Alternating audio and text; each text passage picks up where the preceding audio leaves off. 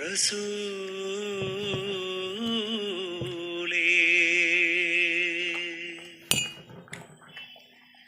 റസൂലേ റസൂലേ സന്മാർഗ പ്രതീകമേ മണ്ണിൽ സൗരഭ്യ പൂവനമേ. മഹാനായ റസൂലുള്ളാഹി സ്വല്ലല്ലാഹു അലൈഹി വസല്ലം തങ്ങൾ മുത്തുനബിയുടെ ഹദീസുകളാണ് നാം രാവിലെ പറഞ്ഞുകൊണ്ടിരിക്കുന്നത്. ഹബീബായ തങ്ങൾ പറഞ്ഞു, സബഅത്തുൻ യുദില്ലുഹുമുല്ലാഹു ഫീ ദില്ലിഹി യൗമ ലാ ദില്ല ഇല്ലാ ദില്ലുഹു. 7 വിഭാഗം ആളുകൾ യുദില്ലുഹുമുല്ലാഹു, അല്ലാഹു അവർക്ക് നിഴലിട്ട് കൊടുക്കും. അല്ലാഹുവിന്റെ അർശിന്റെ നിഴൽ ലഭിക്കുന്ന 7 വിഭാഗം ആളുകൾ.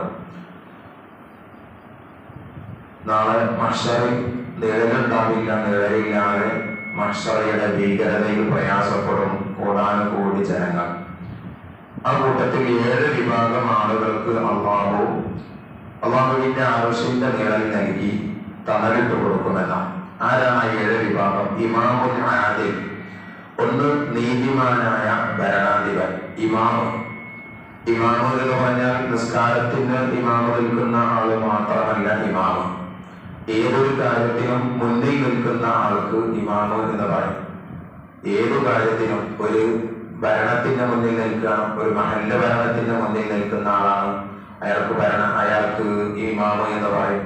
ഒരു മദ്രസ ഭരണത്തിന്റെ മുന്നിൽ നിൽക്കുന്ന ആളാണ്, അയാൾക്ക് ഇമാമ് എന്ന് പറയും. ഒരു പഞ്ചായത്ത് ഭരിക്കാൻ മുന്നിൽ നിൽക്കുന്ന ആളാണ്, അയാൾക്ക് ഇമാമ് എന്ന് പറയും. ഒരു സംഘടനയുടെ നേതാവാണ്, അയാൾക്ക് ഇമാമ് എന്ന് പറയും. ഇങ്ങനെ ഒരു നേതൃത്വം ഏറ്റെടുത്ത, ഒരു ഉത്തരവാദിത്വം ഏറ്റെടുത്ത ആൾ, ആ ആൾക്കാണ് ഇമാമ് എന്ന് പറയും. നീതിമാനായ ഇമാമ് ഏറ്റെടുത്ത ഉത്തരവാദിത്വം നീതിയോടുകൂടെ ഭംഗിയായി ഉത്തരവാദിത്വ ബോധത്തോടുകൂടെ നിർവഹിച്ചിട്ടുണ്ടെങ്കിൽ അയാൾക്ക് നാളെ അർശിന്റെ നിഴൽ ലഭിക്കുമെന്നാണ്.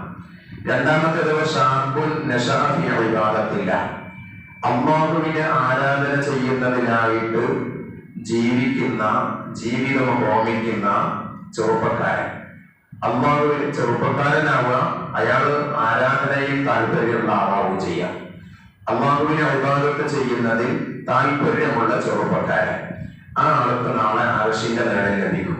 മൂന്നാമത്തേത് റജുലുൻ ഖൽബുഹു മുഅല്ലഖുൻ ഫിൽ മസാജിദ്, അയാൾ എപ്പോഴും പള്ളിയുമായി ബന്ധപ്പെട്ട ആളാണ്. അയാളുടെ മനസ്സിൽ അയാളുടെ ഖൽബ് പള്ളിയുമായി ബന്ധിപ്പിക്കപ്പെട്ടിരിക്കും.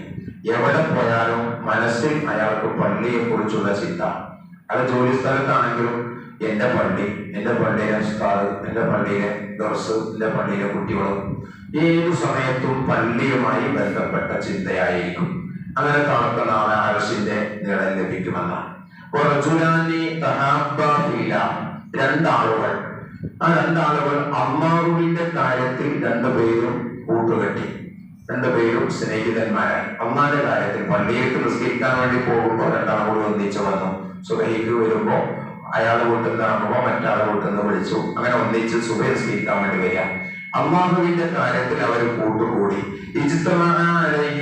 അള്ളാന്റെ കാര്യത്തിൽ അവർ ഒരുമിച്ച് കൂടി. ആ വിഷയത്തിൽ തന്നെ അവർ വേർപ്പിക്കുകയും ചെയ്ത്, ഇന്ന് ഞാൻ സുബഹി നിസ്കരിക്കാൻ ഞാൻ ജിമ്പോടാ എന്താ പറയുക, എന്റെ പണിയൊക്കെ ഞാൻ പോവാൻ വേണി വന്നാൽ മതി. ആ വിഷയത്തിൽ അവര് രണ്ടാരും വേർപിരിക്കും. അല്ലാഹുവിന്റെ ഇഷ്ടമുള്ള കാര്യത്തിൽ അവർ ഒന്നിച്ചു. അതേ കാര്യത്തിൽ തന്നെ അവർ രണ്ടുപേരും പിരിയുകയും ചെയ്തു. അവരെ വേറെ ഒന്നും നോക്കിയില്ല, അവർ പിരിഞ്ഞു. ഇങ്ങനെയുള്ള ആളുകൾ അവർക്കും നാളെ അർശിന്റെ നിഴൽ ലഭിക്കുമെന്നാണ്. മറ്റൊരു വിഭാഗം, ഒരാള് ഈ ദഅതുഹു ഇംറാത്തുൻ, അയാളെ ഒരു പെണ്ണ് വിളിച്ചു. ദാതു നസബിൻ വജമാലിൻ, നല്ല തറവാടിത്തമുള്ള അഴകുള്ള ഭംഗിയുള്ള ഒരു പെണ്ണ് ആരുമില്ലാത്ത സമയത്ത് ഒറ്റക്ക് ഫേസ്ബുക്കിലൂടെ ബന്ധപ്പെട്ട് വൃത്തികേടിന് വേണ്ടി, നാട് വിടാൻ വേണ്ടി, ഒളിച്ചോടാൻ വേണ്ടി വിളിച്ചു. അപ്പൊ അയാൾ പറഞ്ഞു, ഇന്നി അഖാഫുല്ലാഹ്, ഞാൻ അല്ലാഹുവിനെ ഭയപ്പെടുന്നു. ആരും കാണുന്നില്ല, ആരും അറിയുന്നില്ല, എങ്കിലും അല്ലാഹു കാണുന്നു, അറിയുന്നു. ഞാൻ കുറച്ച് റബ്ബിനെ ഭയപ്പെടുന്നു എന്ന് അയാൾ പറഞ്ഞു. അങ്ങനെ അല്ലാഹുവിനെ ഭയപ്പെട്ടിട്ട് ഇത്തരം കാര്യങ്ങളിൽ നിന്ന് മാറി നിൽക്കുന്ന ആൾക്ക് നാളെ അർശിന്റെ നിഴൽ ലഭിക്കുമെന്നാണ്. മറ്റൊരു വിഭാഗം, അയാൾ ഒരു സ്വതക്ക ചെയ്തു. എന്നിട്ട് ആ സ്വതക്ക അദ്ദേഹം രഹസ്യമാക്കി വെച്ചു. ആരും അറിയാതെ അതീവ രഹസ്യമായി സ്വതക്ക ചെയ്തു.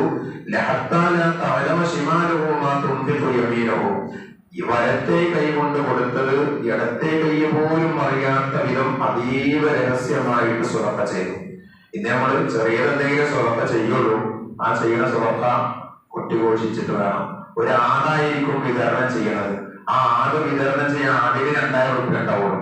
ആ ആട് റിലീഫ് നടത്തണമെങ്കിൽ, വിതരണം ചെയ്യണമെങ്കിൽ ഒരു 10 കിറ്റായിരിക്കും റമദാനിക്ക് കൊടുക്കുന്നത്. ആ കിറ്റ് കൊടുക്കണമെങ്കിൽ 10 ലിറ്റർ വേണമെങ്കിൽ ഒരു 500 രൂപ ആയിട്ടുണ്ടാവുള്ളൂ. പക്ഷേ 2500 രൂപ സ്റ്റേജ് ഇട്ടേണ്ടി വരും. ആ സ്റ്റേജ് കയറിയിട്ട് 4 ആളെ അറിയിച്ച് കൊട്ടിഘോഷിച്ചു കൊണ്ട് കൊടുക്കുക. ആ കൊടുക്കുന്നതിൽ ഒരു പ്രയോജനമില്ല. വലത്തെ കൈ കൊണ്ട് കൊടുക്കുന്നത് ഇടത്തെ കൈ പോലും അറിയാത്ത വിധം അതീവ രഹസ്യമായിട്ട് സ്വതക്ക ചെയ്താൽ ആ സ്വതക്ക ചെയ്യുന്ന ആൾക്ക് അർശിന്റെ നിഴലുണ്ട്. മറ്റൊരു വിഭാഗം, 7ാമത്തെ വിഭാഗം, ഹബീബായ നബി തങ്ങൾ പറഞ്ഞത് എന്ന്, ഒഴിഞ്ഞിരുന്ന് അള്ളാഹുവിനെ ഓർക്കുക. ആരുമില്ലാത്ത സമയത്ത്, എല്ലാവരും ഉറങ്ങിയ സമയത്ത് ഒറ്റയ്ക്കിരുന്നിട്ട് അള്ളാഹുവിനെ ഓർക്കുക.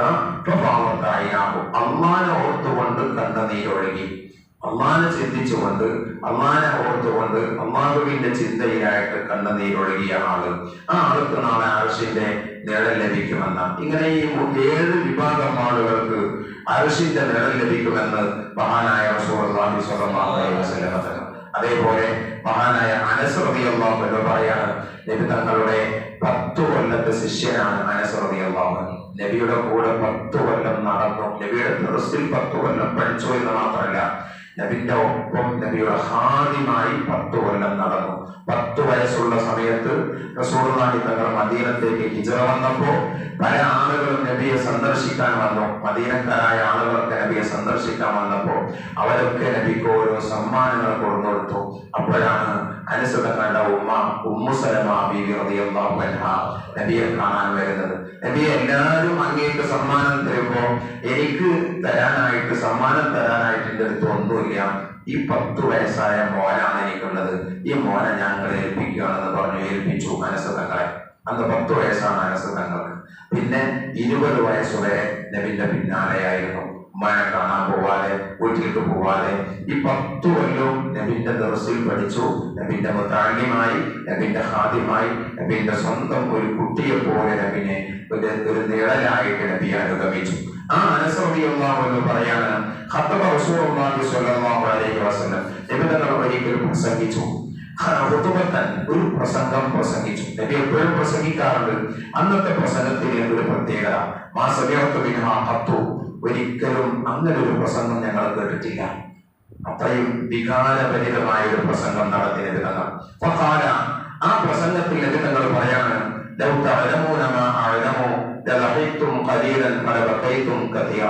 സഹാബികളെ, ഞാൻ അറിഞ്ഞതൊക്കെ, അല്ലാഹു എന്നെ അറിയിച്ച കാര്യങ്ങളൊക്കെ നിങ്ങൾ അറിഞ്ഞിരുന്നുവെങ്കിൽ നിങ്ങൾക്ക് സന്തോഷം ഉണ്ടാവില്ല, നിങ്ങൾക്ക് ചിരിക്കാൻ കഴിയില്ല.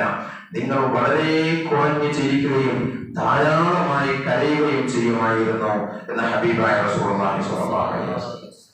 അനസ് തങ്ങൾ പറയാണ്, ആ പ്രസംഗം കേട്ടപ്പോ ഇത്ര പറഞ്ഞുള്ള തങ്ങൾ, സ്വഹാബികളെ, എവിടെ നിങ്ങൾക്ക് ചിരിക്കാൻ സമയം, നിങ്ങൾക്ക് എവിടെ സന്തോഷത്തിലിടം, എവിടെ നിങ്ങൾക്കൊന്ന് ഒരു സുഖിക്കാനുള്ള സമയം എവിടെ നിങ്ങൾക്ക്? ഞാൻ അറിഞ്ഞ കാര്യങ്ങളൊക്കെ, അല്ലാഹു എന്നെ അറിയിച്ച കാര്യങ്ങളൊക്കെ നിങ്ങൾ അറിഞ്ഞിരുന്നെങ്കിൽ നിങ്ങൾക്ക് സുഖമൊന്നും വേണ്ട, നിങ്ങൾ കരഞ്ഞു ജീവിക്കും എന്ന് പറഞ്ഞപ്പോ അത് കേട്ടപ്പോ സ്വഹാബത്ത് മുഴുവനും അവരുടെ മുഖം പൊത്തി, കൈകളെ കൊണ്ട് മുഖം പൊത്തി. വലഹും ഹരീനും, തേങ്ങി തേങ്ങി കരയുന്നുണ്ടായിരുന്നു സ്വഹാബത്ത്. ഒന്നടങ്കം തേങ്ങിക്കരഞ്ഞു നബിയുടെ ഈ പ്രസംഗം കേട്ടിട്ട്.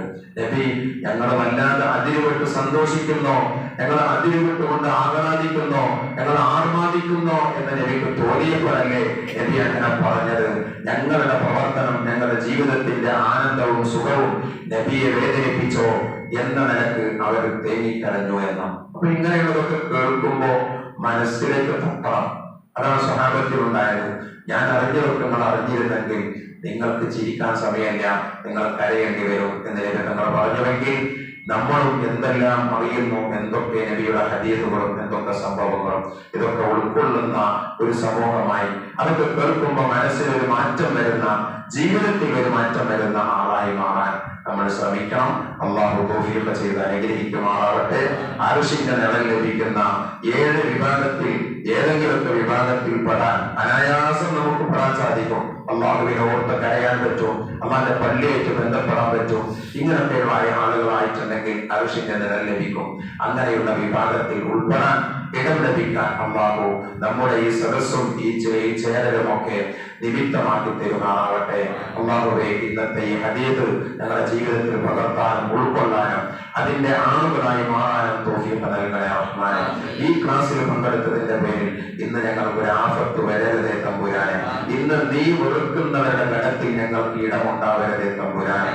നീ പ്രത്യേകമായി ശ്രദ്ധിക്കുന്ന, ഇഷ്ടപ്പെടുന്ന, തെരഞ്ഞെടുക്കുന്നവരുടെ കൂട്ടത്തിൽ ഞങ്ങൾ ഉൾപ്പെടുത്തണേ റബ്ബേ. ഇന്ന് ഞങ്ങൾ ഖൈറിന്റെ, ബർക്കത്തിന്റെ, റഹ്മത്തിന്റെ, റാഹത്തിന്റെ, സന്തോഷത്തിന്റെ കവാടങ്ങൾ തുറക്കണേ റബ്ബേ. ഇന്ന് എല്ലാ ശർറുകളിൽ നിന്നും, ആഫത്ത് മുസീബത്തുകളിൽ നിന്നും ഞങ്ങളെ കാക്കണേ റബ്ബേ.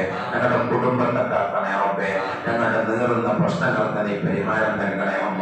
പഠിച്ചോടെ ഞങ്ങളുടെ മനസ്സുകൾക്ക് സമാധാനം നൽകണേ റഹ്മാനെ. ഞങ്ങളുടെ കുടുംബത്തിലേക്ക് ഐശ്വര്യം നൽകണേ റബ്ബേ. അവസാനം മുത്തുനബിയുടെ ജിവാറിൽ ഞങ്ങൾക്ക് ഫിർദൗസിൽ ഇടം നൽകണേ അമ്മ. ربنا تقبل منا انك انت السميع العليم امين برحمتك يا ارحم الراحمين. السلام عليكم ورحمه الله.